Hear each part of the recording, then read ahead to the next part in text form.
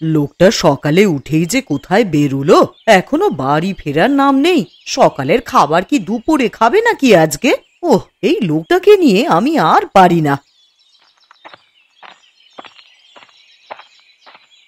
গিন্নি, আরে ও গিন্নি, কোথায় গেলে তুমি? তা বাড়ি কেন এসেছো শুনি? যেখানে ছিলে সেখানেই যাও আবার। তোমার তো বাড়ি ঘরদোর কিছুই নেই। কি যে বলো না তুমি গিন্নি, বাড়ি না এলে আমার গিন্নির ওই মুখটা দেখবো কিভাবে বলো তো? হ্যাঁ, আহা, বুড়ো শখ কত! 3 কাল গিয়ে 1 কালে ঠেকেছে, এখনো মিনসে স্বাদ আহ্লাদ যায়নি। আরে 10 টানা 5 টানা আমার একটা মাত্র বউ, তার সাথে আহ্লাদ করবো না তো কার সাথে করবো শুনি? থাক, এখন আর পীড়িত দেখাতে হবে না বাপু। তুমি বাইরে গেলে যে বাড়ির কথা ভুলে যাও সেটা আমার জানা আছে। আরে তোমাকে ভুললে কি চলবে বলো? তুমি যে আমার ঘরের লক্ষ্মী, তোমাকে নিয়ে তো আমার সব। এখন আর শুকনো কথায় চিড়ে ভেজে না বাপু। বাজার করে নিয়ে এসে তারপরে মধুর মধুর কথা বলো। এই দেখো তোমার জন্য কি নিয়ে এসেছি। কি আছে ওই প্যাকেটে শুনি? কি এমন জিনিস এনেছো? তোমার জন্য ঘোষ বাড়ির সুপারি নিয়ে এসেছে গো গিন্নি। তুমি তো ঘোষ বাড়ির সুপারি খেতে খুব ভালোবাসো, তাই ভাবলাম ঘোষ বাড়ি থেকে কিছু সুপারি নিয়ে আসি তোমার জন্য। বাবা, ঘোষগিন্নি যা কিপটে! তা সে দিল তোমাকে সুপারি? সে কি আর দিতে চায়? ঘোষবাবুর বাড়ির কাজের ছেলেটাকে 2টো টাকা দিয়ে বললাম ফেরবার সময় আমাকে আলাদা করে কিছু সুপারি দিতে। ও, আজ তাহলে ঘোষ বাড়িতে গল্পের আসর বসিয়েছিলে? হ্যাঁ গো গিন্নি, ঘোষবাবুর জোড়াজুড়িতে আজকে আর চায়ের দোকানে গেলাম না, সবাই সেখানে বসে আড্ডা দিলাম আর কি। বলি, ঘরে একটাও বাজার সওদা নেই আর বাবু গিয়ে আড্ডায় বসেছেন। তাড়াতাড়ি খেয়ে বাজারে যাও দেখি। তুমি এগুলো রাখো, আমি হাত মুখ ধুয়ে আসি, ততক্ষণে তুমি আমার জল খাবারটা দাও। ঠিক আছে, যাও। এই ছেলেটাকে নিয়ে আমি আর পারি না। সেই সকালে উঠে যে কোন দিকে বেরিয়েছে কি জানে। এমনিতেই গ্রামের সাথে ওই গ্রামের লোকেদের বনি বনা নেই, তার উপরে ছেলেটার ওই গ্রামে গিয়ে খেলা করার বড্ড ঝোঁক। কি হয়েছে গিন্নি? অপু আবার কি কাণ্ড বাঁধালো? তা তোমার ছেলে তো রোজই কোনো না কোনো কাণ্ড করে বসে। সেই সকালে উঠে খেলার নাম করে বেরিয়েছে। কোথায় গেছে খেলতে? কিছু বলে যায়নি তোমাকে? তা সেটা আমায় বলে গেলে কি আর চিন্তা করতাম আমি? সে কি কথা, ও আবার পাশের গ্রাম কদমতলির দিকে যায়নি তো?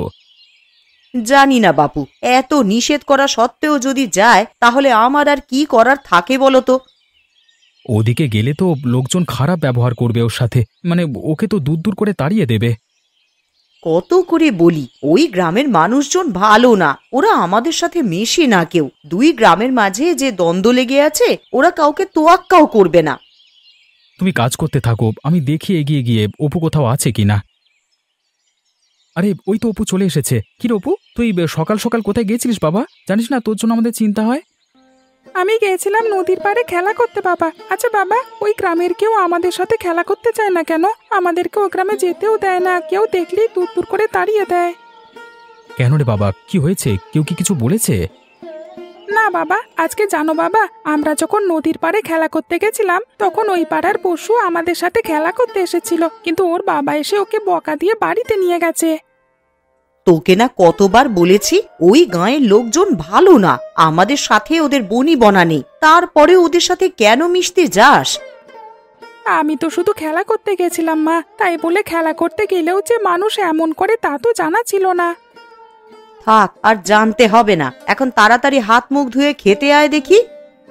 মন খারাপ করিস না বাবা, আমাদের 2 গ্রাম একসময় এমন ছিল না। কিছু ঝামেলার জন্য আজকে আমরা বিভক্ত, কিন্তু এমন একদিন আসবে দেখবি আমাদের 2 গ্রামের মধ্যে আবার মিল হয়ে যাবে। তাহলে তো খুব ভালো হবে বাবা, আমি আবার সবার সাথে খেলা করতে পারবো। হ্যাঁ পারবি। এখন চল হাত মুখ ধুয়ে আমরা খেতে বসি। ঠিক আছে, চলো বাবা।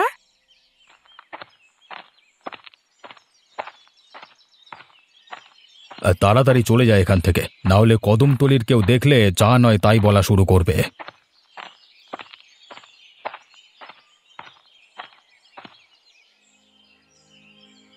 কি ব্যাপার কি খুড়ো, তোমাদের কি কখনো লজ্জা হবে না নাকি? এত ঝামেলার পরেও এই গায়ের পথ মারিয়ে হাটে যাচ্ছ কোন সাহসে? এই সাহসের কি দেখলি তুই এখানে? আমাদের হাটে যেতে হলে অবশ্যই এই কদমতলি রাস্তা পার হয়ে যেতে হবে। কেন কেন শুনি? নিজেরা নিজেদের গ্রামে একটা হাট বসালেই তো পারো। এই শুধু শুধু আমাদের গ্রামের উপর দিয়ে রোজ যেতে তোমাদের লজ্জা করে না? আমাদের বটতলির ঘাটে যেতে যদি তোদের লজ্জা না করে, তবে তোদের গায়ের রাস্তা মারিয়ে হাটে যেতে আমাদের কেন লজ্জা করবে শুনি? বাবা, কথার বাহার আছে তো, ভালোই দেখছি। এবার থেকে আমাদের গায়ের পথ দিয়ে বটতলির কাউকে আর হাটে যেতে দেব না। তোরা যদি নদীর ঘাটে না যেতে চাস তবে যাস না, তাতে কার কতটুকু ক্ষতি হবে সেটা না হয় তুই হিসেব কষে নিস। আমাদের গায়ের সাথে তোমাদের গায়ের কখনো মিল হতে পারে না। যত মিল ছিল সেটা একেবারে শেষ হয়ে গেছে। এখন আর আমরা তোমাদের গায়ের সাথে মিল দিয়ে চলতে চাই না। বেশ, তো মিল না দিলে সেটা তোদের ব্যাপার। তোদেরকে কেউ জোর করেছে মিল দিয়ে চলবার জন্য? আজকে নিষেধ করে দিলাম ভালোই ভালোই। আর যেন এই রাস্তা দিয়ে না যেতে দেখি তোমাদের কাউকে। ওই যে বললাম, নদীর ঘাটে না যেতে চাইলে আমাদের নিষেধ করবি, আর যেতে চাইলে কিছু বলতে পারবি না, তাই না? না, এই বুড়োর সাথে কথা বলে লাভ নেই। তোমাদের আমি দেখে নেব। যা যা, কি দেখে নেবে সে আমার জানা আছে।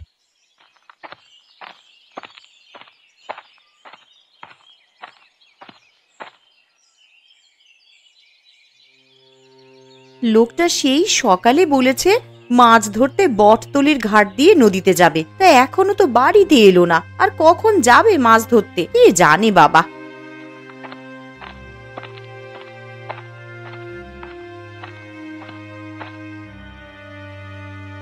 কি গো, তুমি না সেই সকালে বলে গেলে নদীতে যাবে মাছ ধরার জন্য? তা কোথায় গিয়েছিলে আবার? আর কোথায় যাব, একটু হাটে রাস্তায় গেছিলাম, কিন্তু গিয়েই তো হারান বুড়োর সাথে দেখা হয়ে মেজাজটা গেল বিগড়ে। কেন গো, কি হয়েছে? কার সাথে আবার গন্ডগোল পাকিয়ে এসেছো শুনি?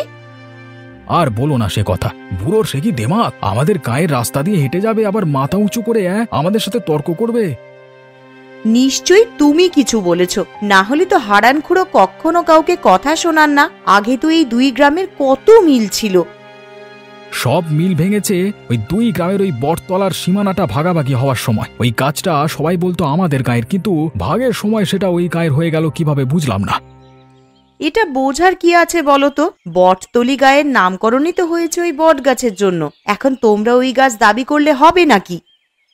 বড্ড নিজের গায়ের জন্য দরদ হচ্ছে, তাই না? এত দরদ হলে যাও না, সেখানে গিয়ে থাকো। এখন এখানে থাকার দরকার নেই। তোমার সাথে একটা ভালো কথা বলারও উপায় নেই। দিন দিন যা অবস্থা হচ্ছে তোমার, তাতে তোমার সাথে কথা বলাই বাদ দিয়ে দিতে হবে। বেশ, তো কথা বলো না আমার সাথে। কথা বলতে কে বলেছে শুনি? তার বাড়িতে আসায় আমার ভুল হয়েছে। তা যাও না, যেদিকে ছিলে সেই দিকেই যাও। বাড়িতে কেন এসেছো শুনি? তাই যাচ্ছি আমি, আর ফিরবো না বাড়িতে, আর ফিরবো না। যাও যাও, ওসব নিছক ধমকি আমাকে দিয়ে কোনো কাজ হবে না।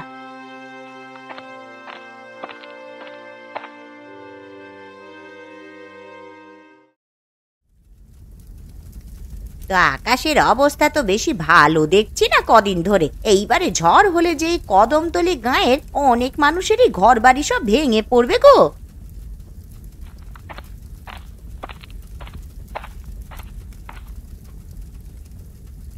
কি হয়েছে গো গিন্নি? কি নিয়ে এত চিন্তা করছো তুমি?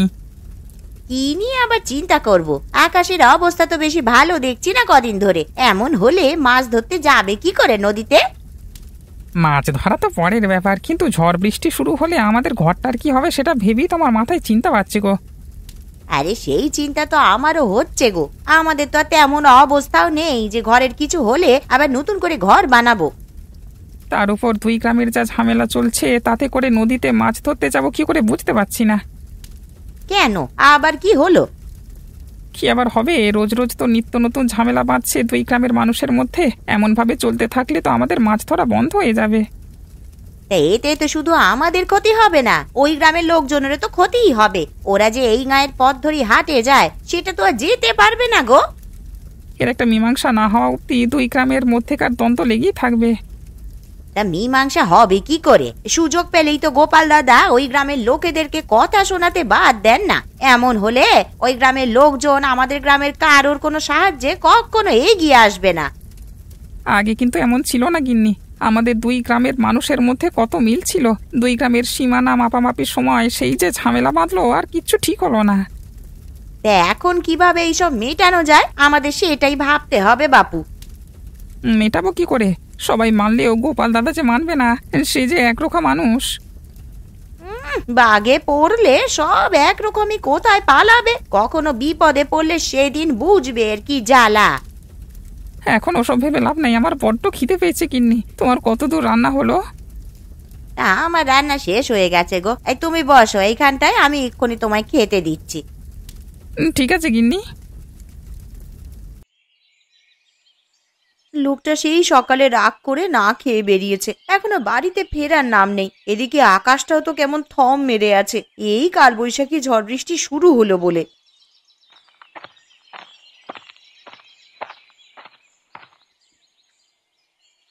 আরে গয়া পিসি যে, এসো এসো, বসো এখানে। কতদিন বাদে তোমায় দেখলাম।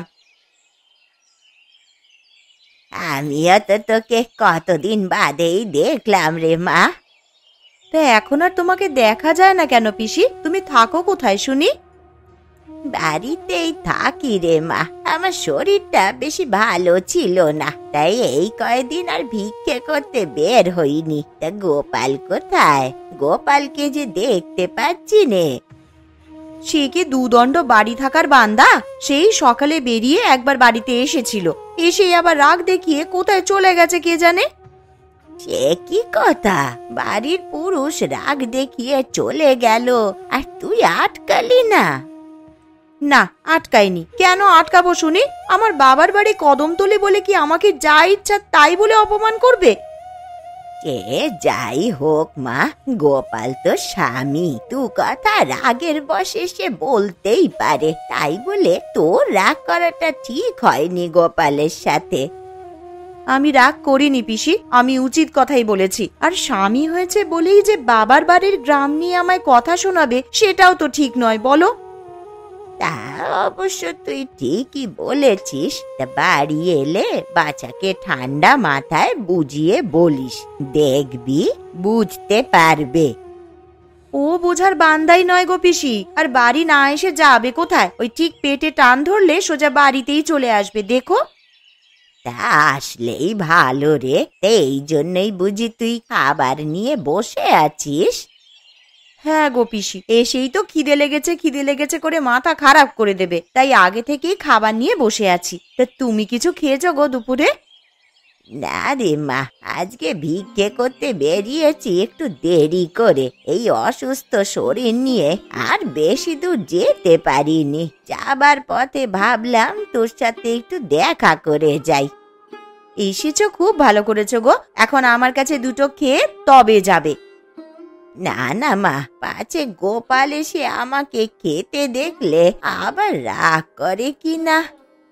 তোমাকে দেখলে রাগ করবে না গো, তোমার বাড়ি তো 2 গ্রামের মাঝ সীমানায়। তুমি ভালো আছো পিসি, তুমি 2 গ্রামেই নিজের খেয়াল খুশি মতন চলতে ফিরতে পারো। তা তুই মন্দ বলিস নি রে নীলু। আমি এক্ষুনি তোমাকে খেতে দিচ্ছি।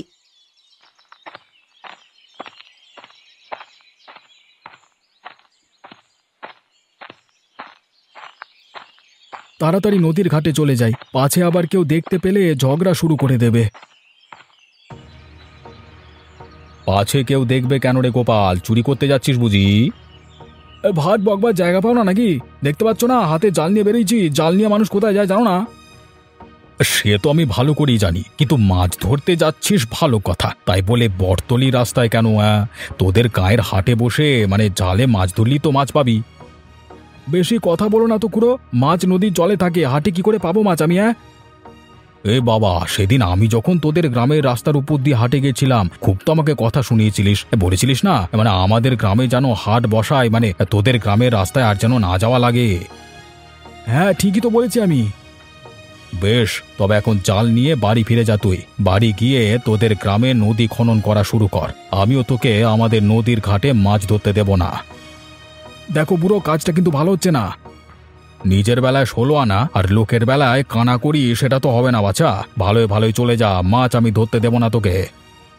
বেশ, এর শোধ আমি তুলব। আরে যা যা, তোর মতো কত গোপাল এলো গেল, কেউই হারানের একটি মাথার চুলও বাঁকা করতে পারিনি, যত সব।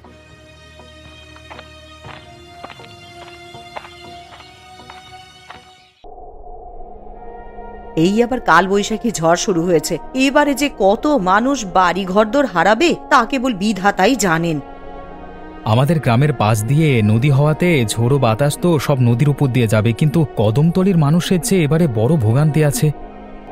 আজ যদি দুই গ্রামের মানুষ এক হয়ে থাকতো তাহলে কত বিপদে আপদে সবাই সবাইকে সাহায্য করতে পারত, কিন্তু এই এক ঝামেলায় সব শেষ। এসব ভেবে আর কি হবে গিন্নি? আমার চিন্তা হচ্ছে ওই গ্রামের মানুষগুলোর কথা ভেবে। মানে আমরা তো ঘরানি মিস্ত্রি, আমরা আমাদের ঘরগুলো শক্তপোক্তভাবে বানিয়েছি। কিন্তু ওই গ্রামে সব জেলেদের ঘর যে খুবই নড়বড়ে গো। এমন ঝড় আর কিছুক্ষণ হলে তো কারো বাড়িঘর টিকবে না এই ঝড়ের কাছে। কমল, ও কমল, আমায় বাঁচা তোরা। ঝড়ে যে আমার ঘরের চালা উড়িয়ে নিয়ে গেছে রে। কোনো মতে প্রাণটা নিয়ে বেরিয়ে এসেছি। সে কি পিসি, তোমার কিছু হয়নি তো? তুমি ঠিক আছো? না রে মা, আমার কিছু হয়নি, তবে কদমতলির অবস্থা দেখে বড্ড মায়া হচ্ছে রে। কেন পিসি, কদমতলিতে কি হয়েছে? ঘর বাড়িগুলো সব তুষের ছাইয়ের মতন উড়ে যাচ্ছে। না জানি ওই গ্রামের মানুষগুলোর কি হাল হয়েছে। না গিন্নি, আর বসে থাকা চলবে না গো। তুমি ওয়া পিসিকে নিয়ে ঘরে থাকো, আমি গোপাল কাকাকে নিয়ে ওদের সাহায্যে যাই, বুঝলে?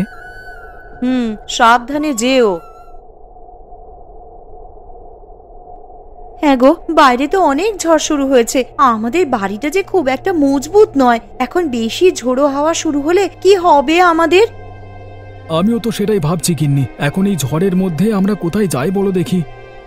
তোমাকে তো সকালেই আকাশের অবস্থা খারাপ দেখে বলেছিলাম চলো আমরা আমাদের গ্রামে যাই। ওই গ্রামে যেতে চাই না আমি। কিন্তু না গিয়ে এখন তো আর কোনো উপায় দেখছি না। আমাদের ঘর তো যে কোনো সময় উড়িয়ে নিয়ে যেতে পারে ঝড়ে। সামনের বাড়িগুলোর চালা কেমন তুলোর মতন উড়ে যাচ্ছে, দেখেছো? গোপাল দাদা, ও গোপাল দাদা, আমরা যে সর্বশান্ত হয়ে গেলাম গোপাল দাদা, আমাদের যে আর কিচ্ছু রইলো না। কি হয়েছে খুলে বল।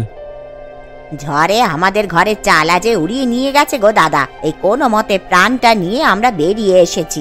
এখন আমাদের কি হবে বলো তো? আমরা কোথায় যাব? এত চিন্তা করিস না মালতী, একটা না একটা ব্যবস্থা ঠিক হবে। আর আমরা আছি তো, আমাদের কাছেই থাক এখন। কিন্তু বৌদি, যে পরিমাণে ঝড় শুরু হয়েছে মনে হচ্ছে তোমাদের ঘরটাও বেশিক্ষণ টিকবে না।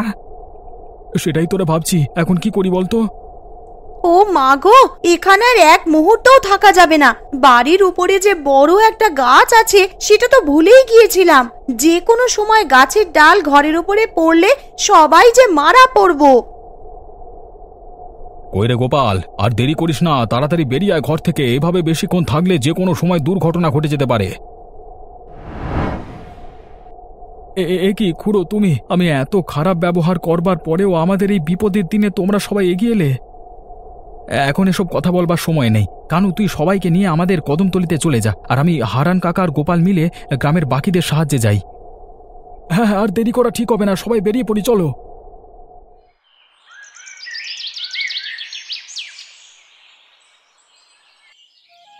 কিরে জয়া, রান্না কতদূর হলো তোদের? এক্ষুনি এসেই তো আবার খেতে চাইবে। আমাদের রান্না প্রায় শেষের পথে কাকিমা। এখন নীলু সবার জন্য আলু ভাজা করবে, আর মালতী ডাল রান্না করলেই শেষ। আমার ডাল রান্না শেষ হয়ে গেছে প্রায়, আর নীলু দিদি তো আলু ভাজা করেই ফেলেছে। সবার রান্নাই তো তাহলে শেষ। ওদের সবাইকে তাহলে খেতে ডাকি। তোরা এখানে বরং আসন পেতে দে।